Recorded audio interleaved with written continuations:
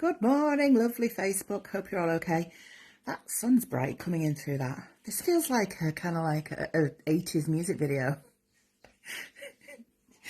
Anyhow, hope you're all okay. It's Wednesday, the something of February. I mean, God knows. What is it? Is it the 7th? 8th?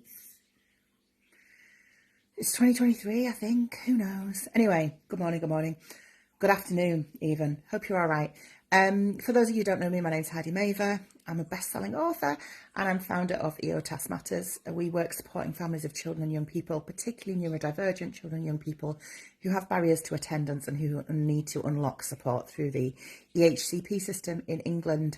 If you can see and hear me, drop me a hey in the comments so I can just know that you can see and hear me okay. So I just wanted to jump on because a couple of things have been coming up in our community. We have a Facebook group. Which actually, if anyone's watching live and they're in the Facebook group, would you share this into that group? That would be incredible if you don't mind. But I just wanted to jump on and talk to this because it's been coming up quite a bit. People, parents or carers going to meetings and feeling and coming out like just feeling like it didn't go the way they needed it to. They didn't get heard. They felt bullied, they felt ramrolled, whatever. Anyway, pushed into things. They felt outnumbered. And, you know, they're coming out of meetings feeling like I made this worse for my child by doing this. So I wanted to share with you some tips, really, that things that I would encourage all parents and carers of children and young people who are advocating for their kids in school particularly, but this applies to any kind of meeting really about your child or young person. Good morning, Amama. Good morning. Just to kind of like give you some top tips. I'll say it again, top tips. So there are 5 top tips for you. These are pretty straightforward, and it's not rocket science. It's nothing anyone else has not ever said before, but I'm putting it all in one place. Number 1, my top tip for meetings is take somebody with you. Okay, so it can be helpful to take someone who is knowledgeable, so maybe an advocate or someone from your local SENDIAS service, just to acknowledge not all SENDIAS services are created equal. Yes, you can absolutely share this, but some of them are amazing. Is it Maine or is it Mame? Forgive me, tell me how to pronounce your name, if that's okay. Or not, I'm not the boss of you. So yeah, take someone with you. So it could be an advocate, it could be a supporting professional, it could be from someone from the SENDIAS service. Some local disability services offer advocacy for families. But even if that isn't possible, take another person, take a body with you. So take your mum, take your sister, take your next door neighbour, take your brother, take your nephew, whatever it might be. It can just be really helpful to have another person with you just for moral support as much as anything else. Because if you go into a meeting, for example, a team around the family meeting or a safeguarding meeting or an attendance meeting, quite often there will be more than one other person in that meeting and you feel outnumbered. And especially if you're a neurodivergent person, that can be quite tricky in terms of regulating yourself. So that's my first thing, take someone with you. And what I would encourage you to do is have a conversation with that person before you go in about what you want to achieve from the meeting. Have a conversation with that person before you go in about what you need them to support you with if things go a particular way. So, for example, say to them, if I get upset, will you be able to speak? Or maybe even have a safe word. You know, if I say giraffe, can you ask them for a brief break? Or, you know, ask them to take notes for you, for example. So that's my first tip. Take someone with you for moral support and or professional or advocacy support. My second recommendation for you is that you record all meetings. Now, how you record them is entirely up to you. Note taking can be great, especially if you've got someone with you to take notes, because if your processing is if it's like mine, I can't take notes and speak at the same time. My ADHD won't let me do that. But what I personally do is I make an audio recording of all meetings. Now, I tell people I'm going to do that. I'm going to talk in a minute about accommodations, but I tell people I'm ADHD, I have processing differences. So for that reason, I'm going to make an audio recording of this meeting. It's just going to be for my note taking and it's just going to be for record keeping. That's okay, isn't it? And a gentle nod of the head. If people in the room say no, the meeting doesn't happen, as far as I'm concerned. That is an accommodation that I need for my disability. I would also say that legally you do not have to ask to record meetings if it's only for your own record keeping. I have previously, stealth recorded meetings, especially when I've been on my own and I wasn't able to take notes. I've made stealth recordings of meetings. In that instance, your meeting recording is only for your own use. You're not breaking any data protection if you do that only for your own use and your own note taking. You cannot use it to submit it for anything. So, for example, if you're in tribunal, you cannot use the recording of a meeting if people haven't agreed and agreed on what basis that recording is being made. But you can make stealth recordings of all meetings if you wish. Same applies to phone calls. I have an app on my phone that records all of my, I don't have it anymore, but that used to record all of my phone calls.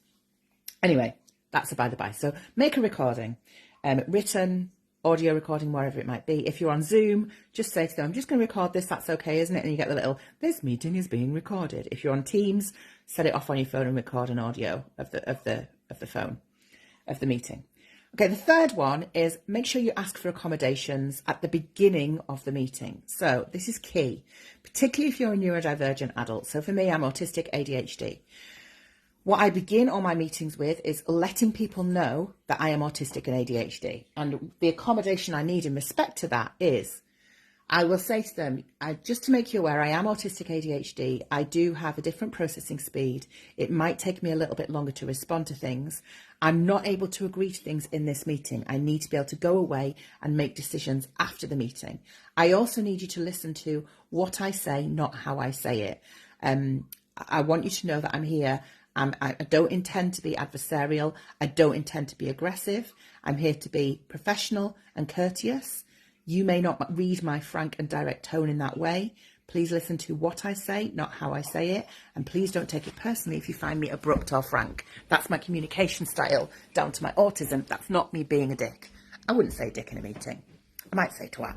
So that's that. That's number 3. Ask for accommodations. The other accommodations I ask for is, for example, I won't go for meetings in person if I can avoid it. I'll do a Zoom meeting. It's much easier for me and it makes it easier to record it for me. And also I don't have to organise the travel. I use a stick sometimes a walker to walk with. So in advance of a meeting, if I'm going in person, I'll need to know that the room is accessible. I will, as an accommodation, ask for a glass of water or a drink. And I will also ask as an accommodation at the beginning of the meeting that I may need a break during the meeting. So I might just say, I sometimes struggle to regulate my emotions and I might need a break. That's okay, isn't it? Gentle nod of the head. And decide how that is going to be triggered. It can be helpful to have a few notes of the accommodations that you want to ask for ahead of the meeting. That's number 3. Number 4, take notes. Take notes with you, okay?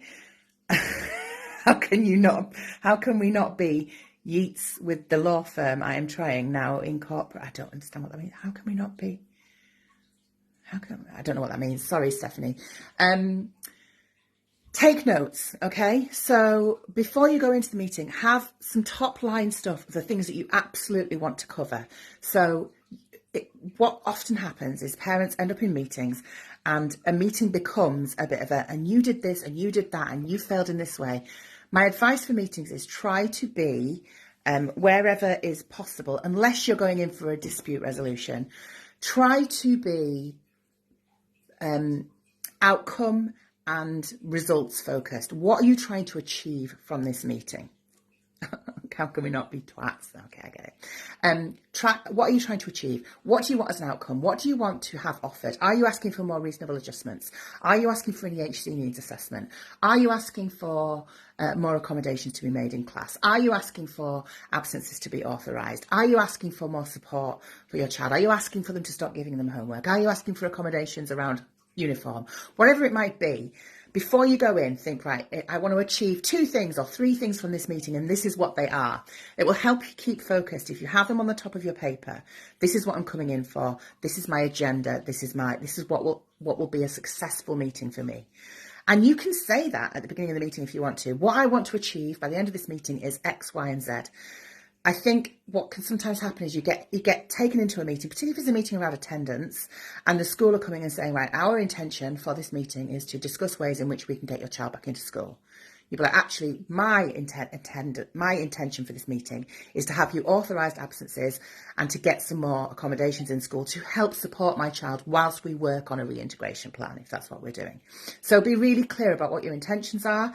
Set them out for yourself in writing, and if it feels appropriate and if you feel comfortable, put them on the table at the beginning of the meeting, i.e. speak them out loud. You can put them on the table as well if you want. It's probably a good place to put your notes so you can see them. And the fifth thing for meetings is following the meeting. Don't wait for someone else to follow it up with an email telling you what's going to happen. So what you want to do at the end of the meeting is you want to ask, can we just agree what the action points are and the time scale for those? So you'll say, Susie Senko, you're doing this. Horrible head, you're doing this. Shitty social worker, you're doing this. And me as a parent, I'm going to do these things. Not all of those professionals meet those criteria, by the way. I am fully aware that there are some amazing Senkos, some incredible social workers, and some absolute badass head teachers. But for the purpose of this exercise and for humour and keeping it light. Okay, so, agree what your action points are going to be and make a note. Who's doing what and by when, and what will be the process for feeding back on those action points. Then when you get home, get that on an email. So thanks for the meeting today. We discussed, this and this, just a quick headline, bullet points. These are the action points that were agreed. Susie Senko said she'd do this. Horrible head said they'd do this. Shitty social worker said they'd do this. And by these dates, please confirm by return email if this is not an accurate record of what was agreed. If not, I'll be in touch on XY date and we'll get it shifting. Everything in writing. Everything. Record everything, document everything, keep a recording of the meeting, take notes, follow up with an email, go in with an agenda, take someone with you, kick some ass. You've got this.